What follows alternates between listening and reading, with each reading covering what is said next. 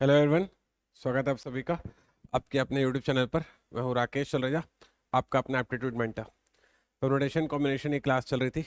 इसके पहले जो है फर्स्ट वाले वीडियो में मैंने आपको कुछ फंडामेंटल्स डिलीवर किए थे। उसी कंटिन्यूएशन में कुछ फंडामेंटल्स और आपको मैं डिलीवर करता हूँ। फटाफट रिलैक्स होकर मेरे साथ कंसेप्ट सीखते जाइएगा। आपका एक कंसेप्ट सीखना इंपॉर्टेंट है। परम्यूटेशन कॉम्बिनेशन के एग्जाम में एसआई मेंस के हिसाब से इस तरह के क्वेश्चन आपसे बिल्कुल पूछे जाएंगे। ठीक है, ज़रा रिलैक्स होकर सुनना। क्वेश्चन ये आएगा, क्वेश्चन है कि 100 से लेकर 1000 के बीच में, जिसमें 100 इंक्लूडिंग है। ठीक है, 100 से लेकर 1000 के बीच में जिसमें 100 इंक्लूडिंग है, कितनी संख्याएं ऐसी होंगी जो 2 से डिविजिबल होंगी? ऐसे क्वेश्चन आपसे पूछा जाएगा। How many numbers between 100 to 1000 including 100 are divisible by 2? 100 से लेकर 1000 के बीच में जिसमें 100 शामिल हो कि दो अंकों से विभाजित होने वाली संख्याएं ज्ञात कीजिए। ऐसे क्वेश्चन आएगा। ठीक है, तो मुझे ये वाली बात पता है कि 100 से लेकर 1000 के बीच में कुल 3 डिजिट की संख्याएं बनेंगी। तो 3 डिजिट की अगर संख्याएं बनती हैं, तो मैंने इसके पहले वीडियो में सीखा था कि जब मेरे से 3 अंकों की संख्या पूछता है तो उसके लिए मेरे को 3 स्पेस क्रिएट करना पड़ता है। तो मैंने क्या किया, 3 स्पेस क्रिएट कर दिए फटाक से। अब उसने पूछा था, उसने कहा था कि ये जो है डिविजिबल बाय 2 होना चाहिए।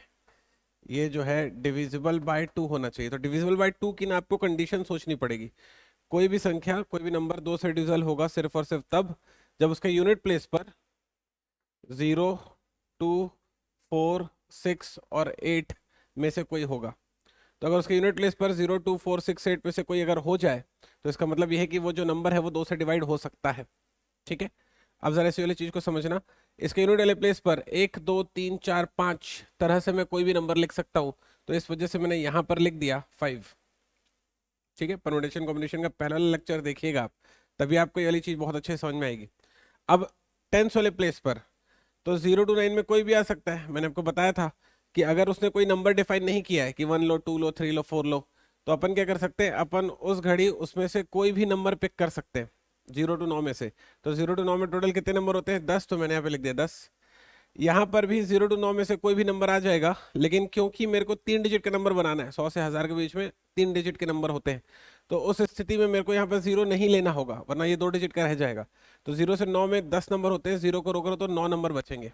ठीक है, तो ये हो जाएगा 9 इंटू 10 इंटू 5, दैट इज 450। तो मुझे ये वाली बात पता चल गई। मुझे क्या पता चला कि 100 से लेकर 1000 के बीच में 2 से डिवाइड होने वाले 450 नंबर है। अब ये तो एक तरीका हो गया जो मैंने पिछले वाले क्वेश्चंस में सीखा था, इस तरह के क्वेश्चन को डील करने का। लेकिन अगर मान लिया कि क्वेश्चन में उसने डिविजिबल बाय 2 की जगह डिविजिबल बाय 3 लिख दिया होता, जस्ट एक बात है सोचने की, तो डिविजिबल बाय 3 अगर लिख दिया होता तो फिर इस वाले तरीके से मैं इस क्वेश्चन को अब सॉल्व नहीं कर पाऊंगा। क्वेश्चन क्या है, how many numbers between 100 to 1000 including 100 are divisible by 3। अब ये वाला जो क्वेश्चन है ये मेरे इस वाले तरीके से सॉल्व नहीं हो पाएगा। मुझे एक और तरीका चाहिए होगा जिससे डिविजिबल बाय 3, 4, 5, 6, 10 वो कुछ भी पूछे मैं बहुत आराम से कैलकुलेट कर सकूं। ठीक है, तो अब मैं क्या करूंगा, मैं इसके लिए इसे यहां से रफ कर देता हूं। एक और तरीका आपको एक्सप्लेन करता हूं, और वो बहुत ही शॉर्ट ट्रिक है, बहुत ही शॉर्ट तरीका है जिससे आप बहुत आराम से इस क्वेश्चन को डील कर पाओगे। क्वेश्चन अभी क्या है, 3 वाला इसके बाद करके बताऊंगा। क्वेश्चन अभी क्या है कि वो जो नंबर है वो 2 से डिविजिबल होना चाहिए। ठीक है, 100 से लेकर 1000 के बीच में से कितने नंबर है जो 2 से डिविजिबल होंगे, क्वेश्चन ये है। ठीक है, तो क्या करना, जो भी रेंज गिवन हो, जैसे अभी रेंज गिवन है 100 से लेकर 1000, तो आप क्या करना, 1000 में से 100 को माइनस करना, तो कितना आ गया, 900। तो मैंने क्या कहा कि जो भी रेंज गिवन होगी उस रेंज में ही जो भी छोटा नंबर है, जो भी बड़ा नंबर उसमें से छोटे नंबर को घटा देना। अब उसने क्या बोला, डिविजिबल बाय 2 बोला है ना, तो इसको 2 से डिवाइड कर दो। जैसे ही 2 से डिवाइड कर दो फिर से कितना जाता है, 450, और इसके पहले मैंने सॉल्व किया फिर भी 450 आया ही था, तो ये फट से आ गया, ये आपका आंसर हो गया। तो अगर मान लिया उसने मेरे से पूछा होता डिविजिबल बाय 3, सोचने भर की बात है ये, उसने अगर मुझसे पूछा होता डिविजिबल बाय 3, कहने का मतलब यह है कि 100 से लेकर 1000 के बीच में जिसमें 100 शामिल है ऐसे कितने नंबर होंगे जो 3 से डिवाइड होते हैं। उसके लिए ट्रिक ये है कि आप क्या कीजिए, 1000 में से 100 को माइनस कर दीजिए, तो कितना आ जाता है, 900। और क्योंकि 3 से डिवाइड करने के लिए पूछा था इसलिए आप 3 से डिवाइड करवा दो। तो जैसे आप 3 से डिवाइड करवाओगे तो यहाँ पर आ जाएगा 300। आगे बात पकड़ में, यहाँ तक ओके, बोलो कंफर्टेबल है। तो अगर मान लिया सर आपसे 5 से डिवाइड करने के लिए वो बोला होता तो सेम अप्रोच करता मैं, डिविजिबल बाय, अगर उसने मुझसे 5 के लिए पूछा होता तो 1000 में से मैं 100 को माइनस कर देता, 900 को मैं 5 से डिवाइड कर देता 180। इसका मतलब कि 100 से लेकर 1000 के बीच में 180 ऐसे नंबर जो 5 से डिवाइड हो सकते हैं। सर अगर मान लिया 7 से डिवाइड करने के लिए बोला होता तो फिर से वही करता, 1000 में से 100 को माइनस कर देता 900 और उसको मैं 7 से डिवाइड करवाता। तो जब मैं 7 से डिवाइड करता तो 7 1 जा 7, 2 बच गया 20, 7 दूनी 14, 6 बच गया 60, 7 8 56, 128 आ रहा है। अब पॉइंट में भी कुछ आएगा, लेकिन क्या करना कि अगर कभी ना इस तरह के क्वेश्चन में पॉइंट में अगर वो कुछ पूछे तो उस वाली स्थिति में पॉइंट वाले नंबर को स्किप कर देना। पॉइंट में क्यों आ रहा है, क्योंकि 7 से डिवाइड नहीं हो सकता है, 7 से डिवाइड नहीं हो सकता, मेरे को नहीं चाहिए ना, छोड़ दो उसे। बात आई समझ में? तो अपन क्या करेंगे, अपन सिर्फ इंटीजर जो आ रहा होगा उसे कंसिडर कर लेंगे। तो इसका मतलब 100 से लेकर 1000 के बीच में 128 ऐसे नंबर है जो 7 से डिवाइड होते हैं। यहां तक बात आ गई सारे बच्चों को समझ में? अब इसके आगे वाली चीज को समझो। अगली वाली बात यह है, मान लिया एग्जाम में ऐसा लिखा हुआ आता है, मान लिया एग्जाम में लिखा हुआ आता है बिटवीन 100 to 1000 इंक्लूडिंग 100 ऐसे कितने नंबर है, how many numbers are there, how many numbers are there which are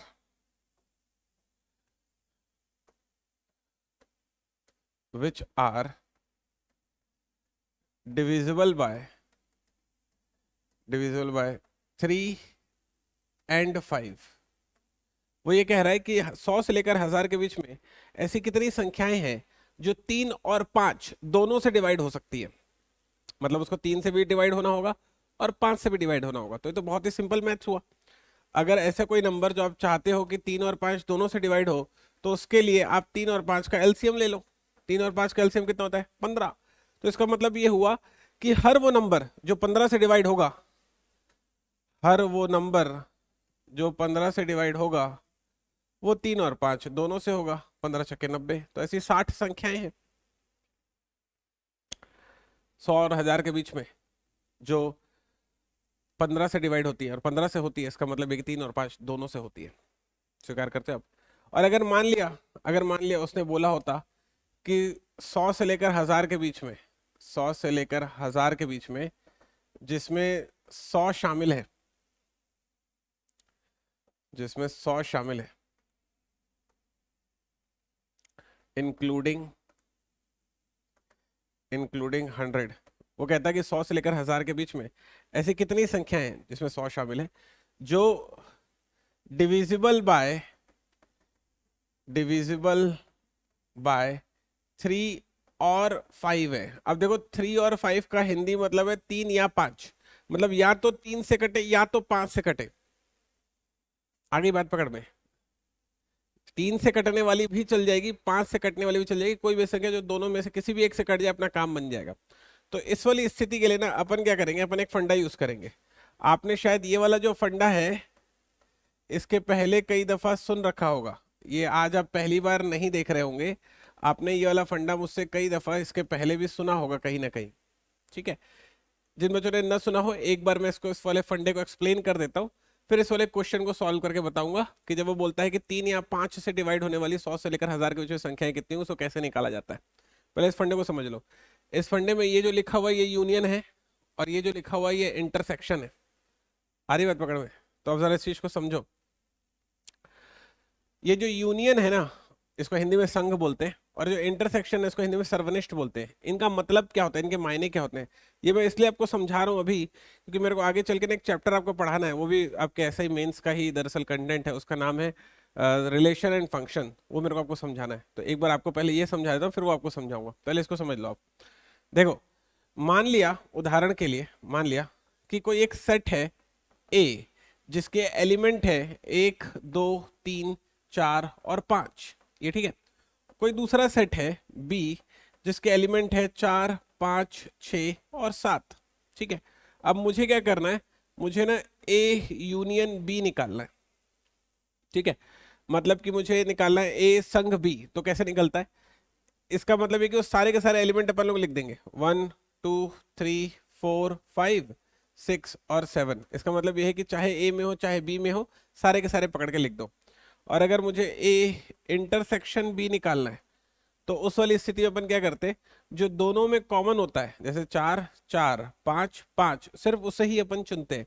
तो इंटरसेक्शन में ए इंटरसेक्शन बी में सिर्फ 4 और 5 शामिल होगा। क्यों? क्योंकि 4 और 5 ही कॉमन थे।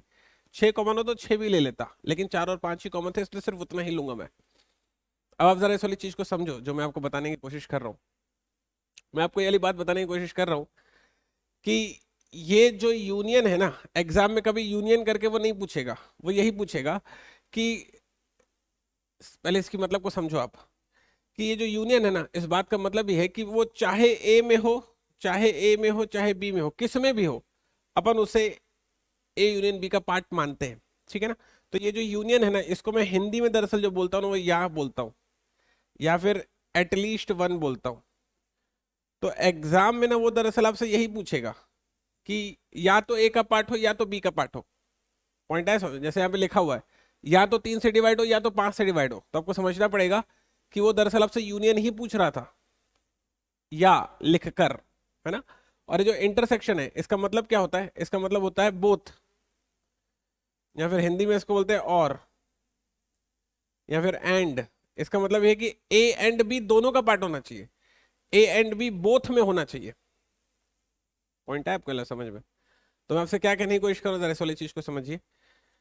जब आपसे वो या पूछे, जब आपसे वो या पूछे तो आपको समझना पड़ेगा कि आपको उसको यूनियन निकाल कर दे रहा है। और जब आपसे वो और पूछे तो आपको समझना पड़ेगा कि आपको इंटरसेक्शन निकाल कर देना है। ठीक है? इंटरसेक्शन का मतलब होता है दोनों में कॉमन। ठीक है? तो क्योंकि उसने मेरे से या पूछा है ना, तो इसका मतलब क्या होता है, या तो एक में हो या तो बी में हो, तो मतलब ये वाली चीज को निकाल के देनी है। पॉइंट है समझ में? तो आपको ना इस वाली चीज को समझना पड़ेगा कि वो आपसे यूनियन पूछता है कि इंटरसेक्शन पूछता है। वो कभी भी एग्जाम में आपसे यूनियन या इंटरसेक्शन लिख कर नहीं पूछेगा, वो या फिर और ये शब्दों का वो प्रयोग करेगा, जैसे उसने यहां पर या शब्द का प्रयोग किया है। ठीक है? तो मेरे को ये वाली बात समझ में आ गई कि दरअसल इसका जो मतलब होता है ना बच्चे, इसका जो मतलब होता है, ये वाली चीज का मतलब, इसको यहां से हटा देता हूं।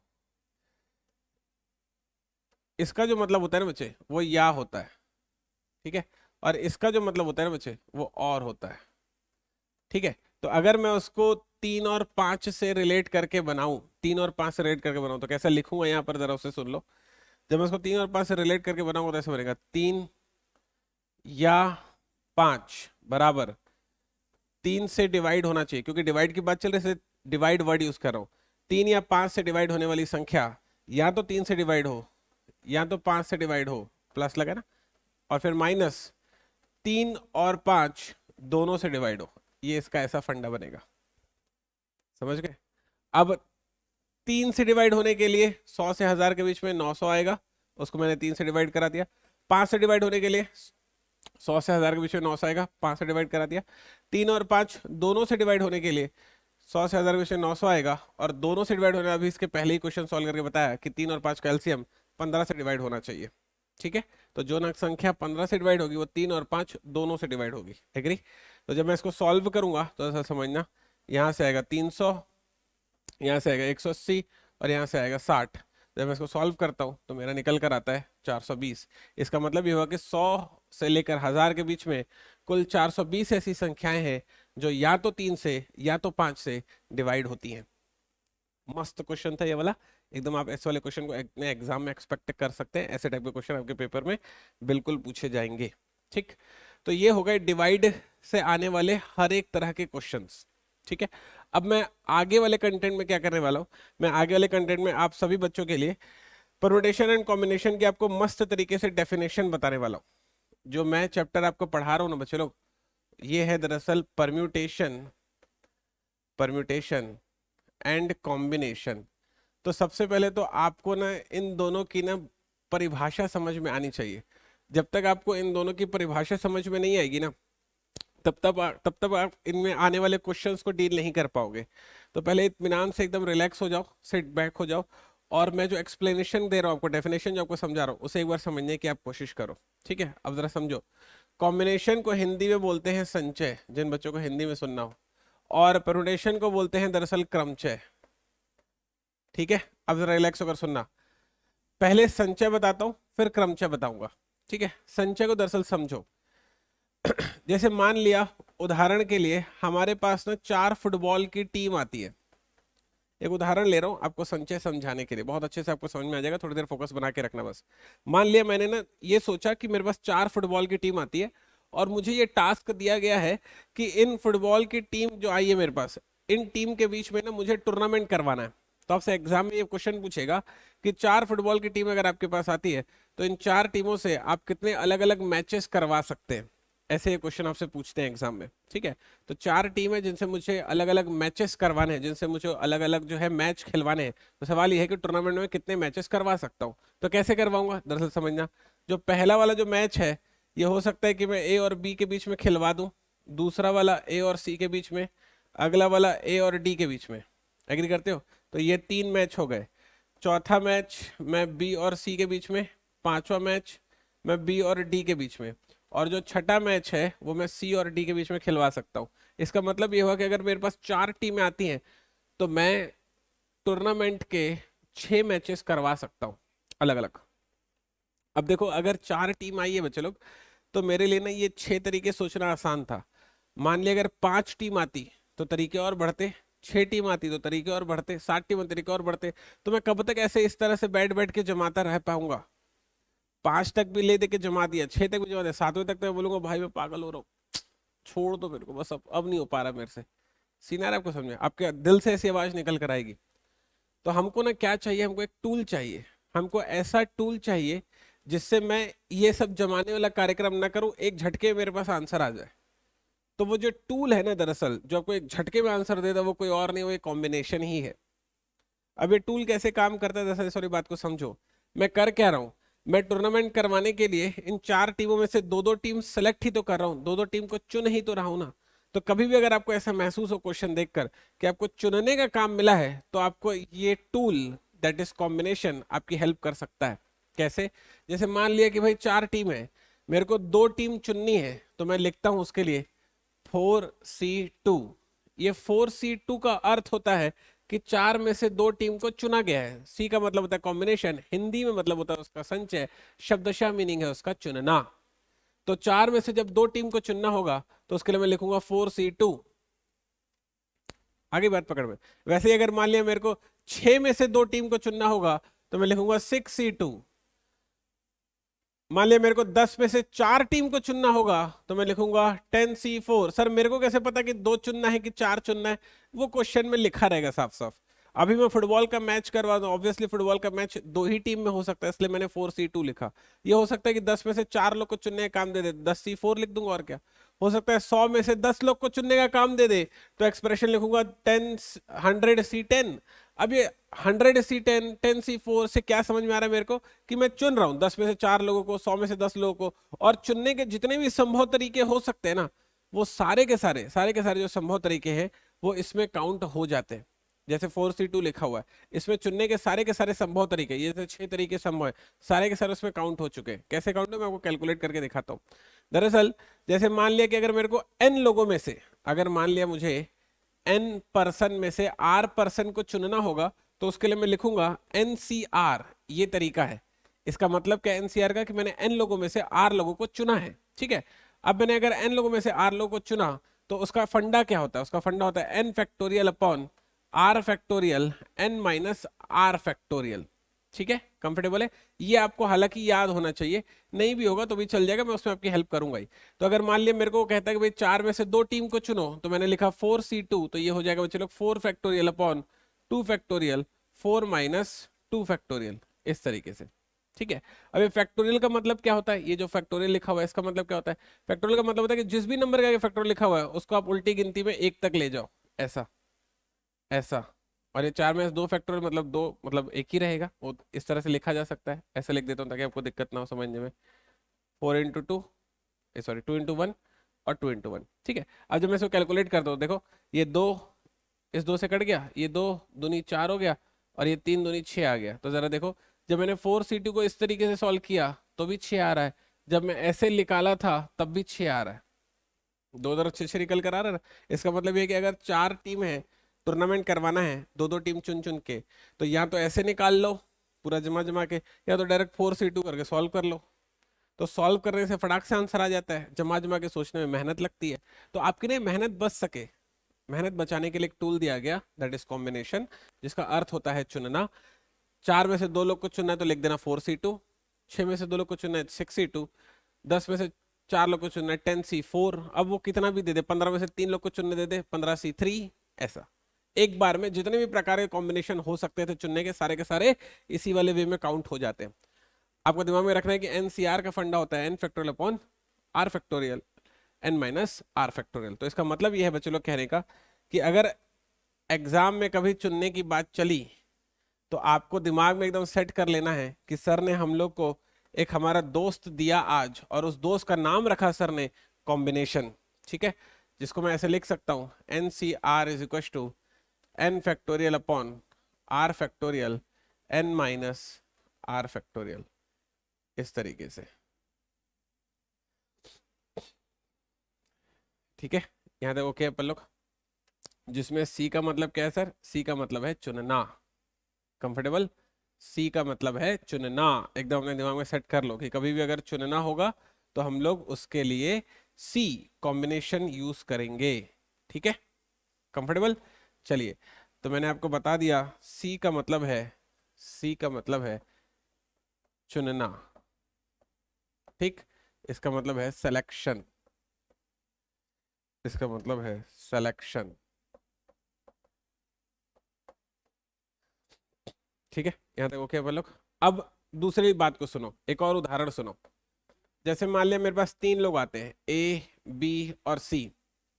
मुझे क्या करना है, इन 3 लोगों को ना कुर्सी में बैठाना है। अगर आप इन 3 लोगों को कुर्सी में बैठाना चाहते हैं, रिलैक्स होकर समझना। मान लिया आपके पास 3 कुर्सियां हैं, फर्स्ट, सेकंड और थर्ड, 3 आपके पास चेयर है। 3 लोगों को आपको कुर्सी में बैठाना था, उससे पूछेगा कि भाई 3 लोगों को 3 कुर्सियों में आप कितने तरीके से बैठा सकते हैं। तो अगर आप 3 लोगों को 3 कुर्सी में बैठाना चाहते हो, उसके संभव तरीके आपको सोचने पड़ेंगे। कैसे संभव तरीके सोचने पड़ेंगे? पहला जो तरीका होगा वो ये होगा कि पहली कुर्सी पर A आ जाए, दूसरी कुर्सी पर B आ जाए और तीसरी कुर्सी पर C आ जाए। दूसरा जो तरीका होगा वो ये होगा कि A-C-B हो जाए।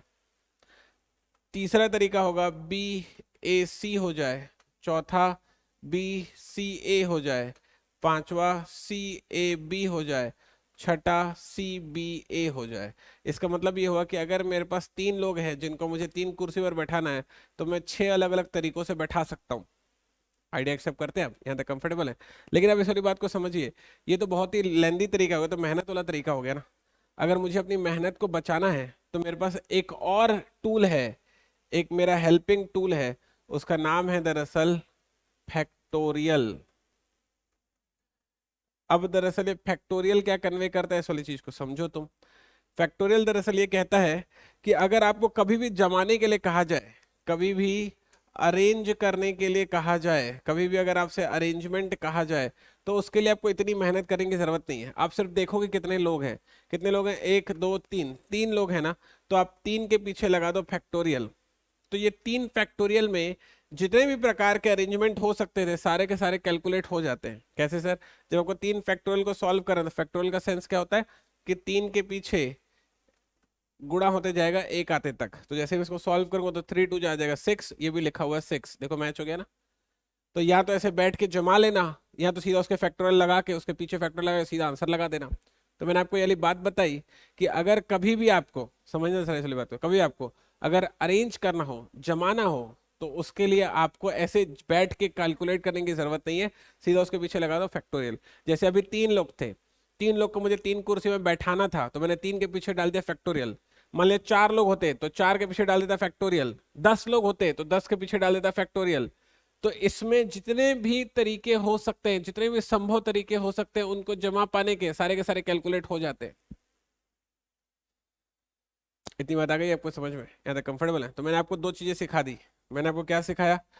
मैंने आपको ये सिखाया कि सिलेक्शन के लिए हम लोग यूज करते हैं कॉम्बिनेशन, वो वहां पे लिखा हुआ है। और मैंने आपको दूसरी चीज अभी सिखाई कि जब भी आपको अरेंज करना होगा, जब भी आपको अरेंज करना होगा, तब उसके लिए यूज करेंगे फैक्टोरियल। ये दूसरी चीज मैंने आपको अभी सिखाई। अरेंजमेंट के लिए आपको हमेशा यूज करना होगा फैक्टोरियल। ठीक है, कभी आपको अगर अरेंज करना होगा तो उसके लिए आपको यूज करना होगा फैक्टोरियल। यहाँ तक कंफर्टेबल है अपन लोग, ठीक है। अब एक बार रिलैक्स होकर समझो जरा, ये जो परम्यूटेशन है ना, इसका फंडा होता है एन पी आर बराबर n factorial upon n minus r factorial. जैसे वो सी का फंडा है वैसे ही दरअसल पी का भी फंडा, ये सी का फंडा है तो वैसे ही दरअसल पी का फंडा है। दोनों के फंडे आप बच्चों को ख्याल रहने चाहिए। आगे बात पकड़ में। अब थोड़ा इस वाली चीज को समझो। आप अगर थोड़ा सा गौर करो तो ये जो लिखा हुआ है, आप अगर देखोगे तो यहां पर भी लिखा हुआ है। एग्री करते हो आप? तो इसका मतलब ये हुआ कि इसी वाले फंडे में इतने की जगह, इतने की जगह मैं ये लिख सकता हूं क्या, एन सी आर बराबर एन पी आर बटा आर फैक्टोरियल। चल जाएगा? इसकी जगह पर मैंने वो लिख दिया। इसको लिखने से क्या हुआ सर, जब मैं लिखता हूं एन पी आर बराबर, तो वो होता है n c r dot r factorial, वो इस तरीके से होता है। एग्री करते हो आप? तो ये जो P है ना, इसकी परिभाषा क्या है दरअसल समझ लो, जो परम्यूटेशन है उसकी परिभाषा क्या है वो समझ लो। ये C का मतलब मैंने आपको क्या सिखाया, C का मतलब है चुनना, C का मतलब है चुनना, या फिर हिंदी इंग्लिश में लिख देता हूँ सिलेक्शन। C का मतलब है चुनना, दैट इज सिलेक्शन, ठीक है, ये है सिलेक्शन। और ये जो फैक्टोरियल है, ये फैक्टोरियल जो है ये वाला, ये फैक्टोरियल का मतलब क्या है, अरेंजमेंट। फैक्टोरियल का मतलब क्या है, अरेंजमेंट, है ना। फैक्टोरियल का मतलब है अरेंजमेंट। तो इसका मतलब ये हुआ कि अगर कभी मुझे सिलेक्शन के साथ अरेंजमेंट भी करना पड़ा, मतलब मेरे को चुनने के साथ अगर जमाना भी पड़ा, तो इसका मतलब क्या करना पड़ेगा, परमुटेशन करना पड़ेगा। तो परमुटेशन की डेफिनेशन क्या बनेगी, permutation is nothing just a selection followed by arrangement. ठीक है, इतनी बात समझ में आ गई। तो बॉटम लाइन बता रहा हूँ, ये तो पूरा एकदम डिटेल में थ्योरी हो गई। बॉटम लाइन बता रहा हूँ, जब एग्जाम में अपन बैठेंगे और परमुटेशन कॉम्बिनेशन के क्वेश्चन आएंगे, तो आप बच्चों को ना ज्यादा दिमाग नहीं लगाना है, सिर्फ इतना अपने दिमाग में रखना है, सर ने सिर्फ हमको दो बातें सिखाई और उतना ही हमको सीखना है। सर ने हमको क्या सिखाया, सर ने हमको सिखाया है कि भाई चुनना या फिर सिलेक्शन के लिए हम लोग यूज करेंगे कॉम्बिनेशन, ठीक है, मतलब कि सी। और जमाना या फिर अरेंजमेंट के लिए हम लोग यूज करेंगे फैक्टोरियल। बस आपको इतना ही दिमाग में रखना है। इसके पहले वाला जो था बहुत डिटेल्ड कंसेप्ट था, दो तीन चीजें उसमें आई नहीं भी आई, इतना इंपॉर्टेंट वो नहीं है, ये ज्यादा इंपॉर्टेंट है। ये दो लाइनें बस आपको समझ में आनी चाहिए कि कभी भी अगर मुझे सिलेक्शन करना होगा तो सी डालूंगा, और अगर जमाना होगा तो फैक्टोरियल डाल दूंगा, बात खत्म। ठीक है, कैसे डालेंगे, उदाहरण के लिए बोलेगा 15 में से 7 लोग को चुन के बताओ, चुनने बोला तो सी डालो, कैसे लिखूंगा, 15 C 7। बोलेगा उन 7 लोगों को चेयर में जमा के बताओ, जमाने बोल रहा है तो इसलिए 7 के पीछे डाल दूंगा फैक्टोरियल, हो गई बात खत्म। तो जितने भी तरह की चीजें हो सकती थी सारी की सारी उसमें कैलकुलेट हो जाएंगी। उनको कैलकुलेट करना मैं और अच्छे से सिखाऊंगा, लेकिन पहले ये दो लाइनों को अच्छे से सीखो आप। इन्हीं दो लाइनों में परम्यूटेशन कॉम्बिनेशन का पूरा सार छुपा हुआ है बच्चे लोग। यहाँ तक बात आ रही है आपको पकड़ पे, कंफर्टेबल है? अब एक दो क्वेश्चन और सॉल्व करवा रहा हूँ इन चीजों को लेकर, ताकि आपको ना थोड़ा सा एक्सेप्टेंस आ जाए। मान लिया मेरे पास ऐसा लिखा रहता है, लेट से मेरे पास लिखा रहता है 15 P3, और इसकी वैल्यू वो मेरे से पूछता है, ऐसे कभी कभी वैल्यू भी पूछ लेता है एग्जाम में। तो इसकी वैल्यू सॉल्व करने के लिए, इसकी वैल्यू पता करने के लिए मैंने आपको एक फंडा दिया था अभी अभी, वो था n p r is equal to n factorial upon n minus r factorial. तो अपन यहाँ पर जब लगाएंगे इस वाले फंडे को, तो ये कहेगा 15 फैक्टोरियल अपॉन 15 माइनस 3 फैक्टोरियल, इस तरीके से। तो जब मैं सॉल्व करूंगा तो 15 फैक्टोरियल बटा 12 फैक्टोरियल हो जाएगा। तो एग्जाम में बैठ के ना बहादुरी करके ये फैक्टोरियल से फैक्टोरियल को मत उड़ा देना, ये गलत तरीका है बहुत। कैसे डील होता है सर, रिलैक्स होकर समझो तुम। ये 15 फैक्टोरियल को अपन लिखते हैं 15 इंटू 14 इंटू 13, और फिर ये 12 से 1 तक जाता है तो इसका मतलब 12 फैक्टोरियल ही है, और यहाँ पर आएगा 12 फैक्टोरियल, तो ये 12 फैक्टोरियल से 12 फैक्टोरियल उड़ जाएगा। तो दरअसल कुछ और नहीं बचा, 15 गुणा 14 गुणा 13 बच गया। तो 15 गुणा 14 गुणा 13 करोगे तो आंसर आ जाएगा आपके पास। ये इस क्वेश्चन को सॉल्व करने का एक बहुत ही बेसिक और ट्रेडिशनल तरीका है। लेकिन अगर मान लिया मेरे पास एग्जाम में कभी इसके क्वेश्चन आते हैं तो इन क्वेश्चंस को सॉल्व करने के लिए मैं इतनी मेहनत नहीं करता हूँ। मान लिया मेरे पास लिखा हुआ है 15C3, तो मैं एग्जाम में कैसे डील करता हूँ वो सिखा रहा हूँ। इसके पहले तो मैंने आपको एक बेसिक फंडा सिखा दिया, लेकिन एग्जाम में कैसे डील करूंगा। जैसे मान लिया लिखा हुआ 15P3, तो इसको सॉल्व करने के लिए ये सॉल्व करना सीख लो, क्योंकि आने वाले क्वेश्चंस में डायरेक्ट यूज होगा। मैं उस वक्त सॉल्व करना नहीं सिखाऊंगा, अभी सिखा रहा हूँ, इसको सीखो। क्या करना, ये 15 लिखा हुआ है, 3 लिखा हुआ है, तो इसका मतलब 15 को 3 कदम अपन पीछे लेकर जाएंगे। जैसे कर दिया मैंने 15, 14 और 13, बस इसका इंटू करने से राइट आंसर आ जाएगा। तो ये या तो ऐसे कर लो, या तो इसके पहले मैंने कैलकुलेट करके दिया था इस तरीके से ऐसे कर लो, एक ही बात है। लेकिन इससे करोगे तो आपका समय बचेगा, ये आपके लिए ट्रिक है।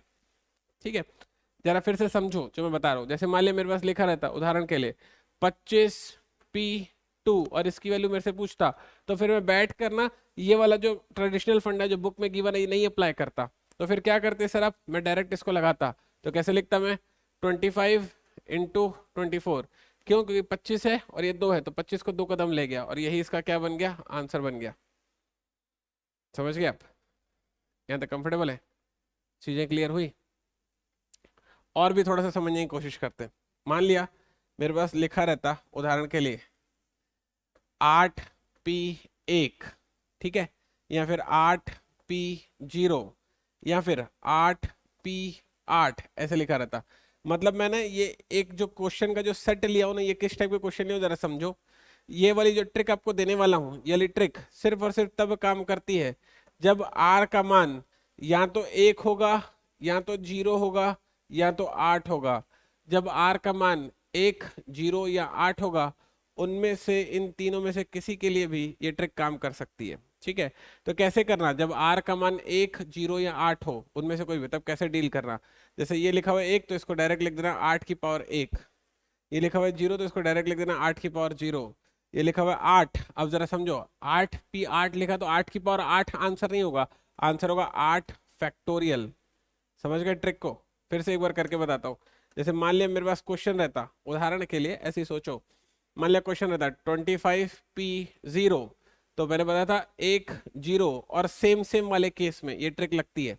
तो जब 0 लिखा हुआ है तो आप कर दो 25 की पावर 0, कितना होता है 1, 1 इसका आंसर है डायरेक्ट। ठीक है, जैसे मान लिया मेरे से पूछा होता 29P1, इसका जवाब क्या होगा, तो मैंने बताया था 0, 1 और सेम वाले केस में, तो 1 है तो लग सकती है, तो आप डायरेक्ट कर दो 29 की पावर 1, तो आ गया 29, ऐसे। समझ गए। जैसे मान लिया अगर मेरे से पूछा होता लेट से उदाहरण के लिए 60P60, अब ये सेम हो गया है तो 60 की पावर 60 नहीं कर देना, क्या करना 60 फैक्टोरियल, ये इसका आंसर हो गया।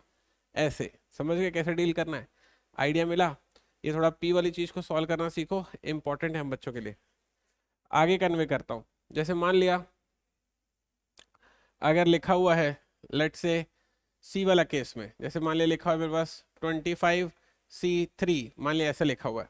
ठीक है, अब मैं चाहूं तो इसको अपने इस वाले फंडे से इसको मैं सॉल्व कर सकता हूं, लेकिन मैं करूंगा नहीं, इससे सॉल्व करने में बड़ी मेहनत है। ट्रिक बता रहा हूं, डायरेक्ट उसको समझो। इसमें n की वैल्यू 25 और r की वैल्यू 3 हो सकती है, आंसर आ जाएगा, लेकिन अपने को समय बचाना है अपना। तो अपन कैसे ट्रिक लगाएंगे, ये 25 है और ये 3 है, तो कैसे डील करूंगा दरअसल सीखना।